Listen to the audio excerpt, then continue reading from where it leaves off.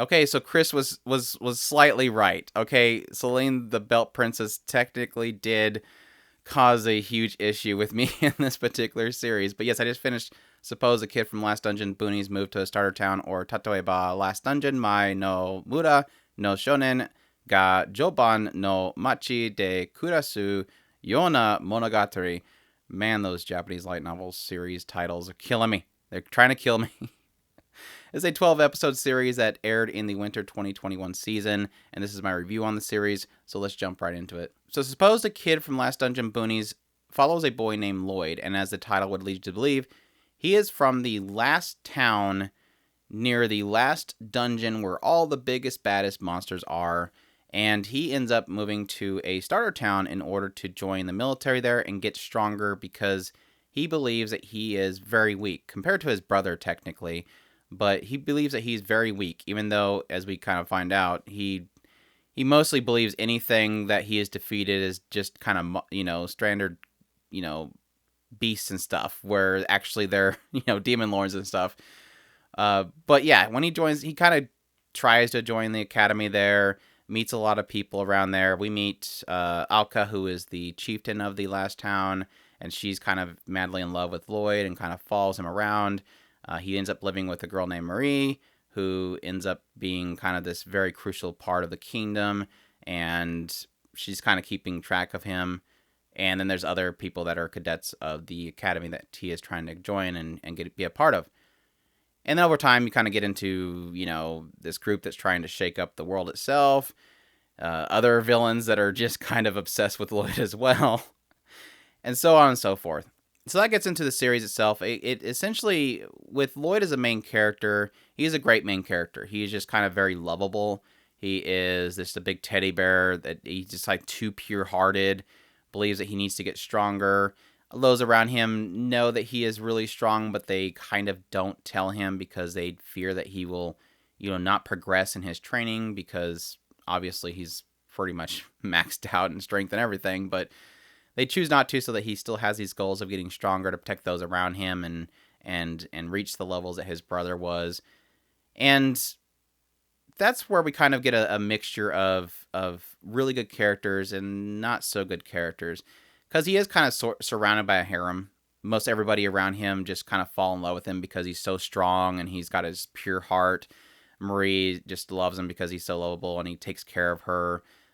Rinho is kind of like after money, so that she wants to kind of join with him as well. And then she gets kind of moved by him later too when he desires to help her out. Obviously, Celine, the Belt Princess, who he just magically removed the curse that was placed on her from a long time ago, and so she's madly in love with him. Philo, who just kind of is in love with him because she wants him to train her, and because she realizes she's really powerful. And like I said, Alka, who is this chieftain who is madly in love with him and has been with him his entire life because she's actually a lolly, a lolly that never ages, girl that is actually an old grandma. But just there's a lot of great characters in here. I love Marie. She's very much the kind of straight man character that reacts to all the situations. Alka, like I said, is just madly in love with Lloyd, and she places curses on people that are extremely powerful that she just does on a whim, and it freaks out Marie, obviously so. Rio didn't really have much personality to her. She was just, like I said, in love with money, which is unfortunate for her character. Philia was definitely a lot of fun. She's very kind of deadpan, but also like very much so into the idea of getting stronger. And then there's the Belt Princess, which I don't necessarily dislike Celine. She's a lot of fun. But the problem with Celine is that her humor kind of ruins the show. And that's mainly because yandere characters, which she's technically fits the category of yandere character. She is madly in love with Lloyd. She's overly jealous. She will harm those around him. She's very overbearing. And that's typically what you'll see in a yandere character. They don't necessarily have to kill. That's just one of those things that you kind of see in a lot of very popular yandere characters.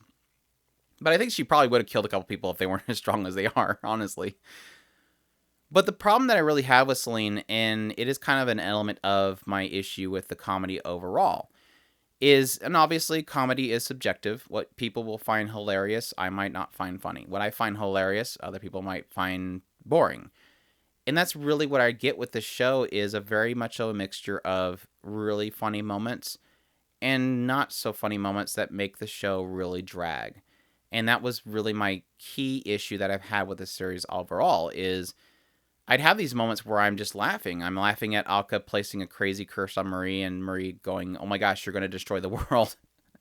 Marie calling her a lolly grandma, and such and such. A lot of really funny moments throughout the series that I really did enjoy.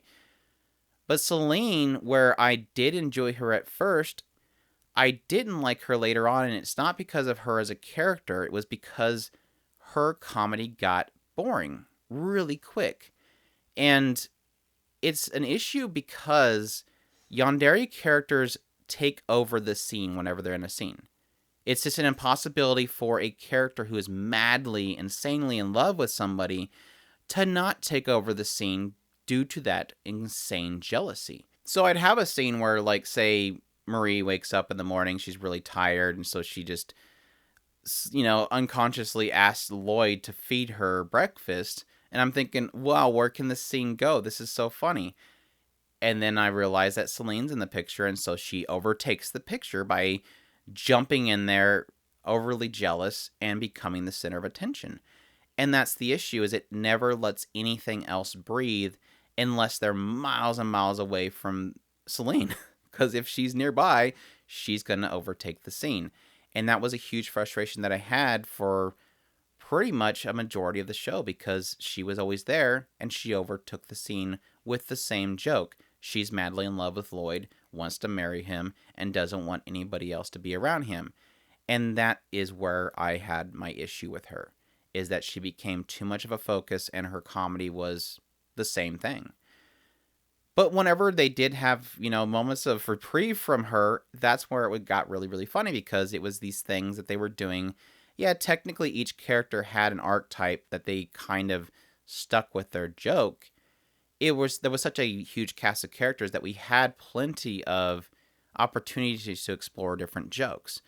I did enjoy the joke and the aspect around Lloyd, that he is overpowered and doesn't realize it. But again, that was one of those things that over time lost its flavor. And so I really do think that this series does have a lot of really great moments throughout it that are funny. The problem just arises in the idea that the writer relies too much on their initial joke, that it doesn't evolve well enough as it goes along. So when you do find something funny, they'll often bring it up again, and you realize, I've seen that joke already. So the overall world was really something that I was very much intrigued by and was curious of what they could have done with it. Early on, they established this idea that the people from the Last Town Dungeon it's almost like a myth, and a place where the strongest heroes come from. But the thing they always kind of attach to it is that the people from this dungeon, or this town, I believe Alcub told Murray specifically, don't let Lloyd get involved with human matters, because the people of this town, their sole focus is to defeat demon lords. They're strong and they're powerful, and their sole focus is to defeat the strongest of evils that will affect the world. But they don't want them to get involved in human matters. And I think at some point they mentioned the idea that they don't, specifically because they don't want the heroes of the world to be disenchanted by wanting to save human race. So if they did see the battles that humans cause and they did get involved, they would no longer want to help humankind. Those elements were great.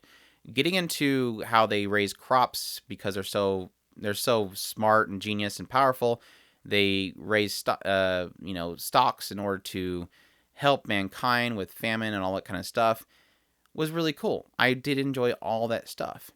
It's just a lot of that stuff kind of just gets left to the wayside as they focus on, people are obsessed with Lloyd and they want to make him a hero basically in the end. So it is a frustrating series. It didn't look that great. They had a lot of issues keeping characters on model. So it kind of in the end just becomes a comedy series that just kind of has these great moments throughout it, but has a lot of repeating jokes and lulling points throughout it. So if you're looking for a goofy, overpowered main character comedy, it's definitely kind of middle of the road for me personally. You might find it more funny. Definitely check out the first few episodes, get an idea of the feel of the comedy, and you'll be able to tell really quickly if it's something that's going to be good for you. Because, like I said, I did enjoy a lot of aspects of it. It's just there was a lot of lulling points as well that I kind of struggled with. So that's my thoughts on Supposed Kid from Last Dungeon. Boonies moved to a starter town. If anything of that sounds interesting to you, definitely check it out. And I thank you all for watching. As always, if you did like this video, leave a like, comment, let me know what you thought about the series or if you're going to check it out, and subscribe if you haven't already. And I thank you all for watching, and y'all take care.